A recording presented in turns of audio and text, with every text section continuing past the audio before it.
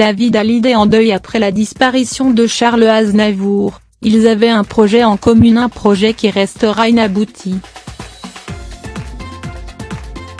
Avare de mots quand il s'agissait de juger les autres, Charles Aznavour n'était pas trop porté sur la polémique.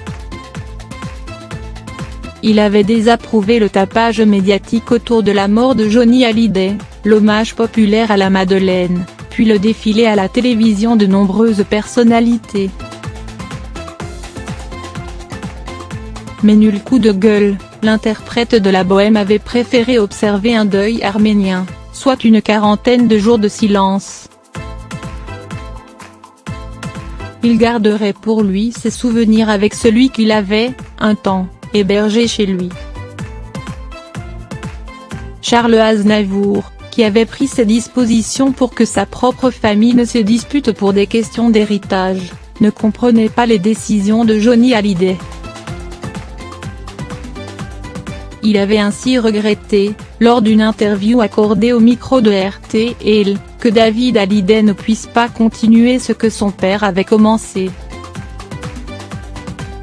Et comme pour manifester davantage encore son soutien au fils aîné du rocker, il avait part de son envie de travailler avec lui. David travaille bien, il a fait de belles choses, peut-être que je peux le prendre de temps en temps pour une mélodie, avait-il confié. Un projet qui restera inabouti, Charles Aznavour ayant succombé à un œdème pulmonaire, ce lundi 1er octobre. David Hallyday, qui s'est très peu exprimé depuis la mort de son père, a tenu à rendre hommage au grand chanteur. Je pense que c'est l'un des seuls artistes français qui a fait une carrière internationale et qui a pu sensibiliser autant de générations. Et puis c'était un homme très humain, très famille.